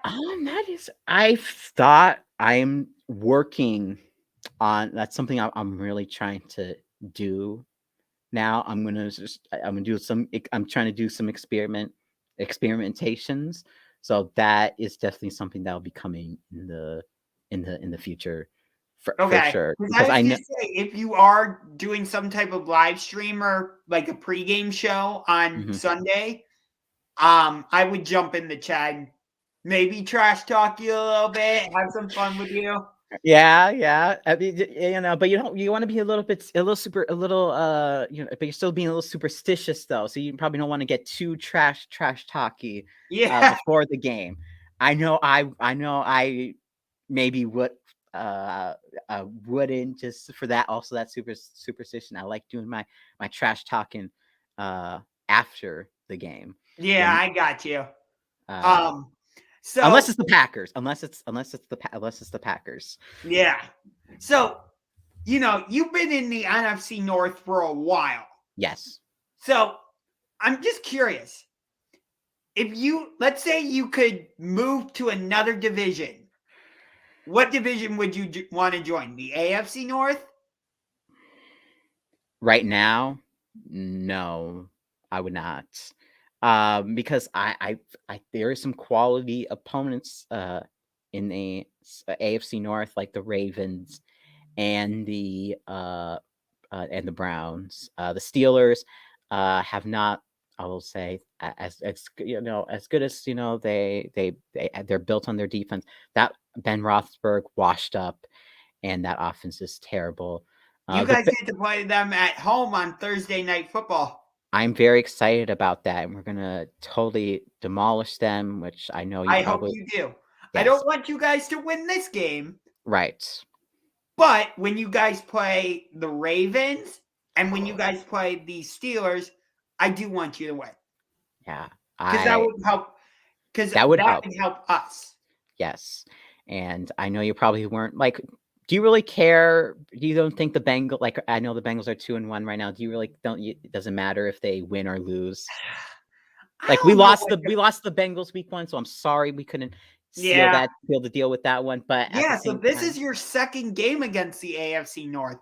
Yes. It's also our second game against the NFC North. And I actually looked at our schedule last year as compared to this season. So last year, we played the NFC East, and we played Washington at home in week 3, and then we played Dallas in week 4. We're doing the same thing here. where we played Chicago at home last week. Yeah. And then, and now we're playing you. Yes. And then here's the funny part. We played Philadelphia at home last year in week 11. We played Detroit at home in week 11. And here's the only part that's different.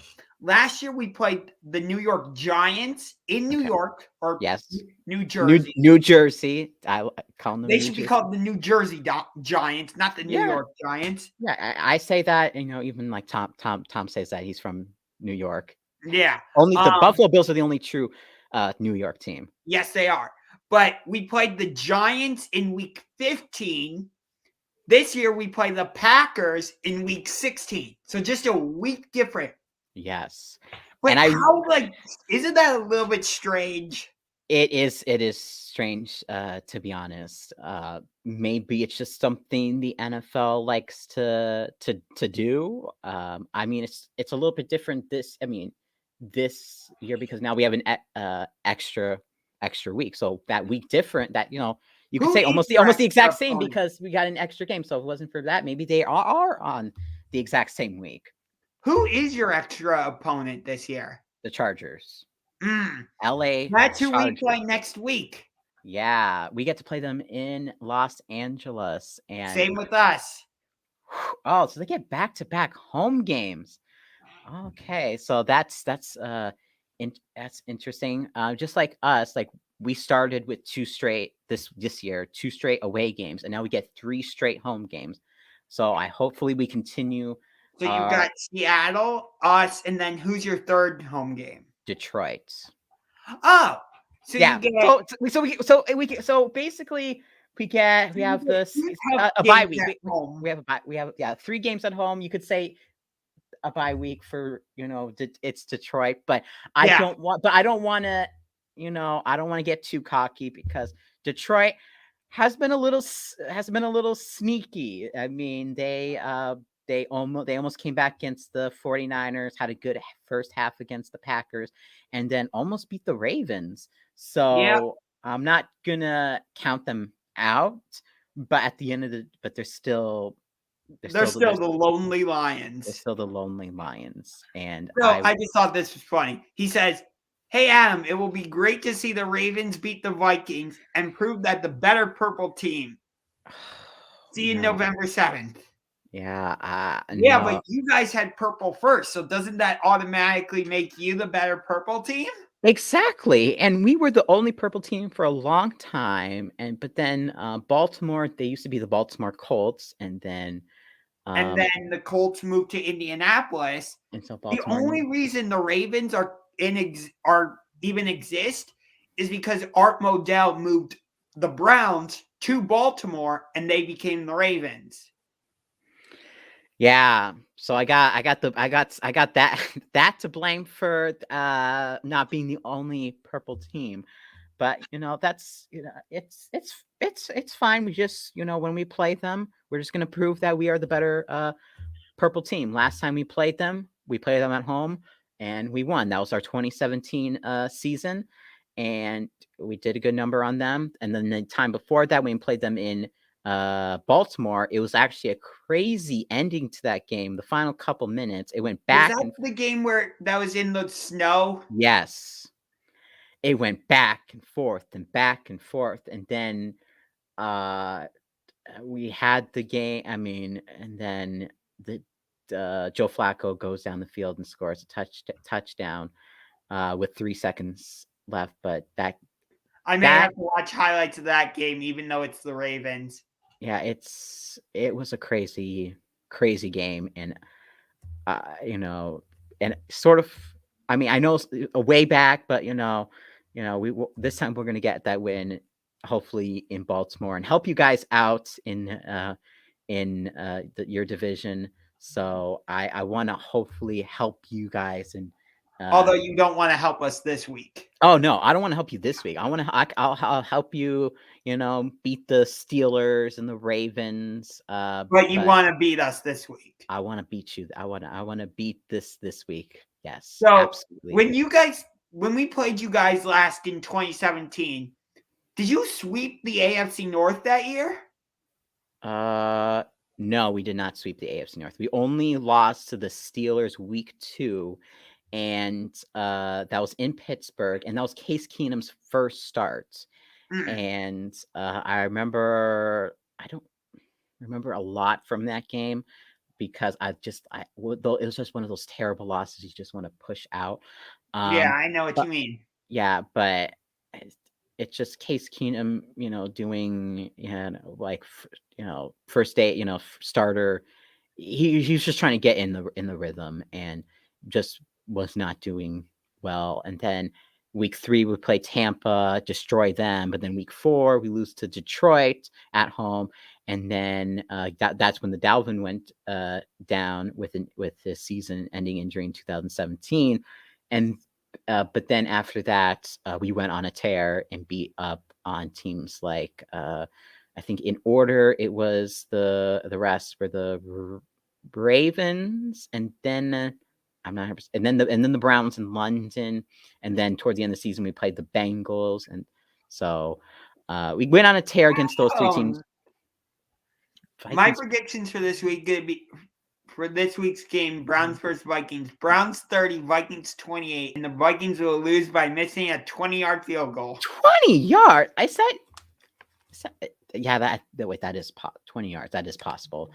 But no, I don't see that. I see a close game. I had in my predictions 31-28 Vikings. I think regardless of who wins this game, it's going to be a very close game. I'm trying to keep. I want to keep some hope in this, for my team, and I think if they play similarly like they did, it happens every time, is what he says. Basically, I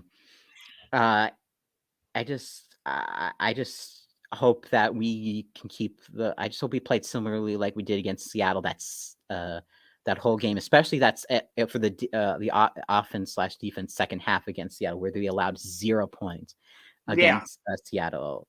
I want to just control the have the offense stay on the field as much as possible, so that the defense, your guys' offense will have fewer opportunities. So, no, I don't want to talk about the Seahawks Vikings, a wild card game. It brings up a lot of bad memories. I remember going to school, and afterwards, just like it's just depressing. I'm not saying we would have gone to the Super Bowl or anything, but you better double team Adam Thielen. No, I don't want to do that. No, you're gonna give. Oh, if you do that, Justin Jefferson, you're gonna give Jets all the. Yeah, I don't want to do that. No, you want to cover Justin Jefferson. He's our number 1 wide receiver. Yeah, Justin Jefferson is the bigger threat. So wait, what was your score prediction? 31-28? 31-28 Minnesota. Okay. So I will be frank. I don't always choose the Browns to win. Mm-hmm. Is that part of your skepticism, or no? It's just, yes, I am a Browns YouTuber, and yes, I am a Browns fan. Mm-hmm. But if I don't think the Browns are going to win a game, right, then I'm not going to pick them. Right. I remember doing that week 2 against Arizona after we lost to the Bengals and Arizona dominated the Tennessee Titans. I'm like, I got to look at reality here. We're not going to beat Arizona. And lo and behold, we did lose, but it was a close game and we should have won. So, so what are you thinking? Did you say Justin? Oh, Justin, which one? Justin. I don't know what he's talking about. No, I don't know. Justin Tucker. Because I believe that was the Ravens fan. But yeah, Justin Tucker. Justin Jefferson, Justin Tucker, Justin Herbert. I know he was the rookie of the year. I know a lot of Vikings fans were angry that Justin Jefferson wasn't Rookie of the Year.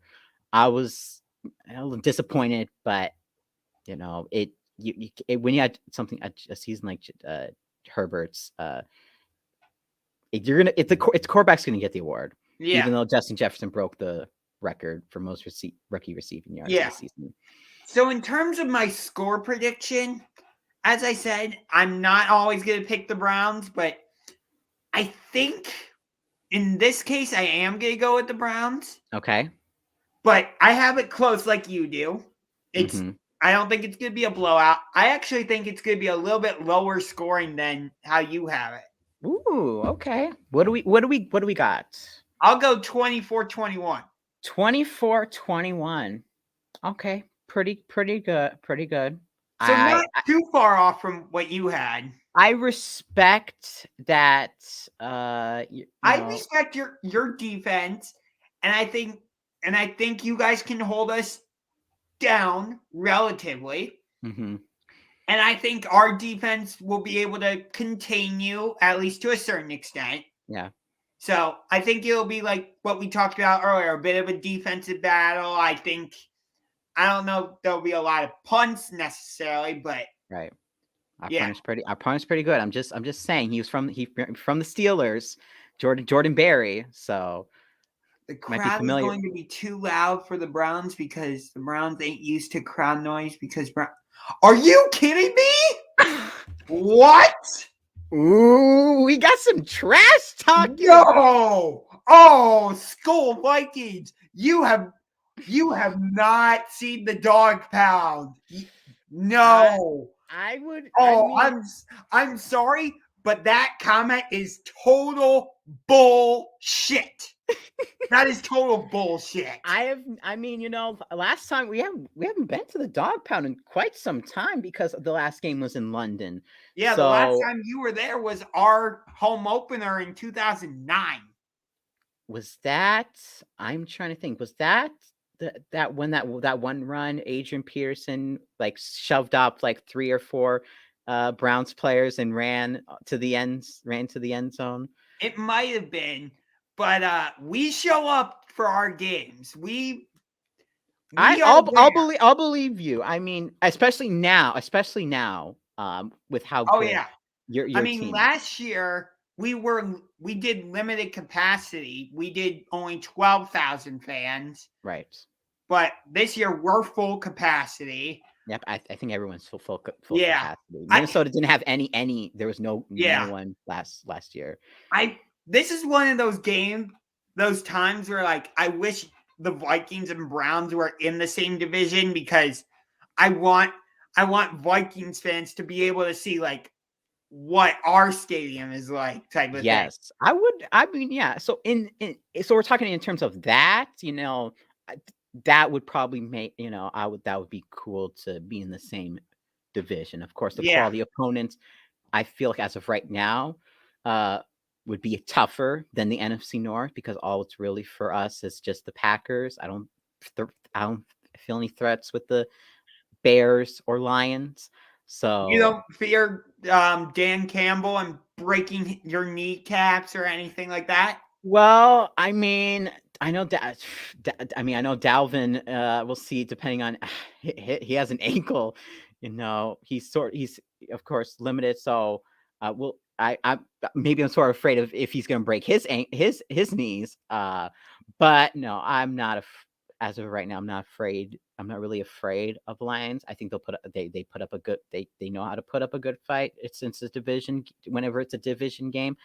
But I'm not afraid of the Lions. I'm not afraid. I mean, I'm only maybe afraid of the Bears defense, but since our offense has been so good, and the Bears can't do anything on their offensive side, I'm not.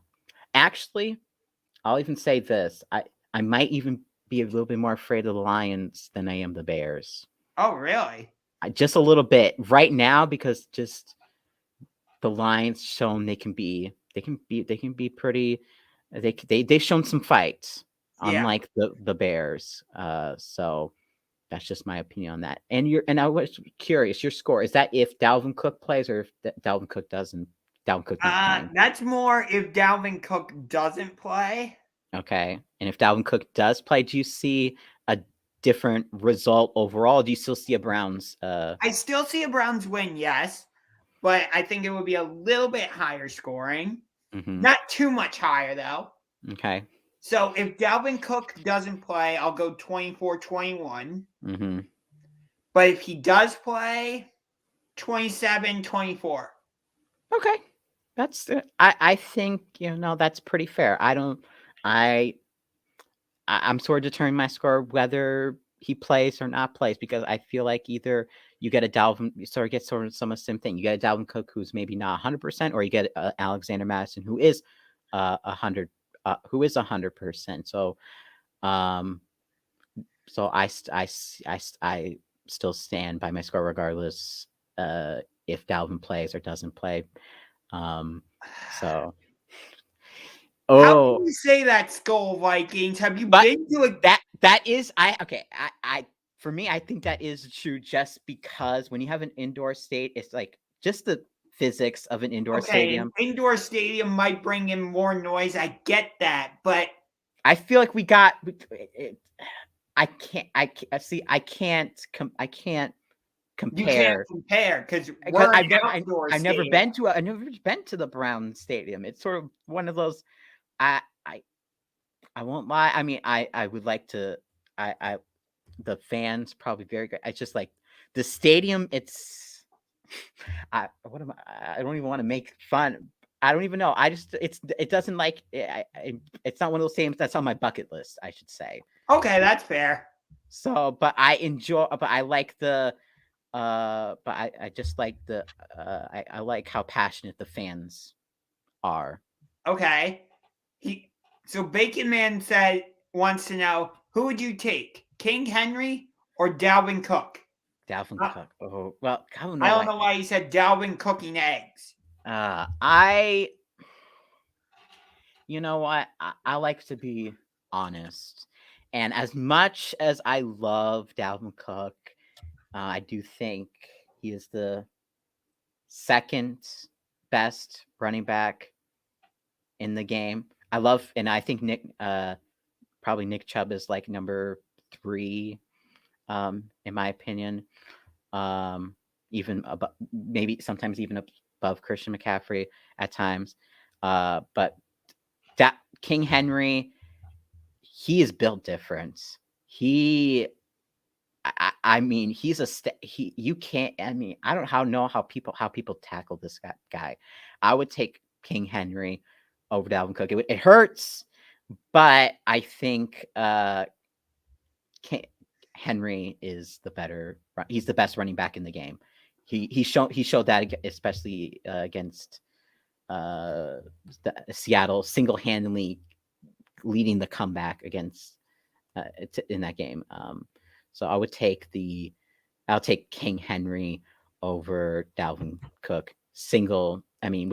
Without a question. Okay. Who would you take between Dalvin Cook and Nick Chubb? Dalvin Cook.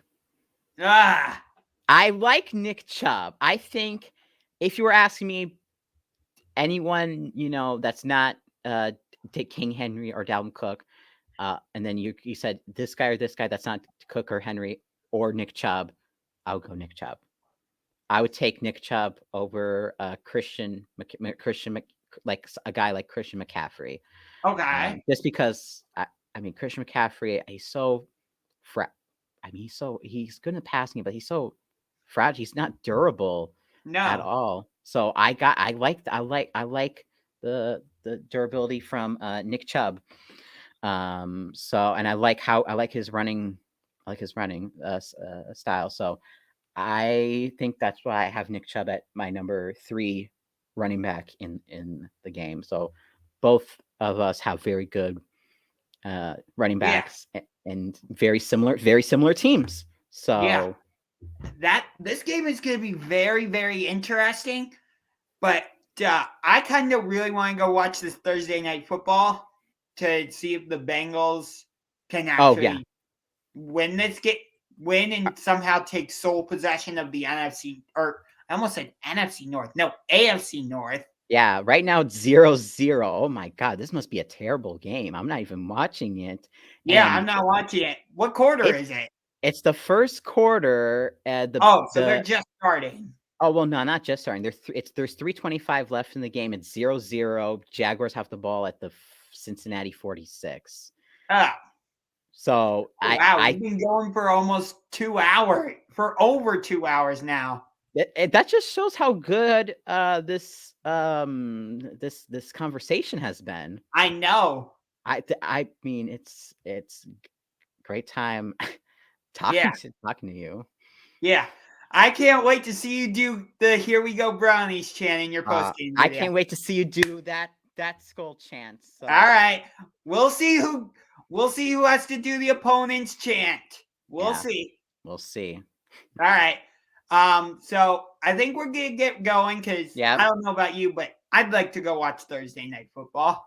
Yeah. If that's all right with you. No, that's all right. All right with me. It's a division. Your division opponent. It's not interesting to most people, but it's a division opponent. So it's a division opponent for us, an in-state rival. So I kind of want to scout them because we play them in week 9. I want to scout them, see what the Bengals are all about.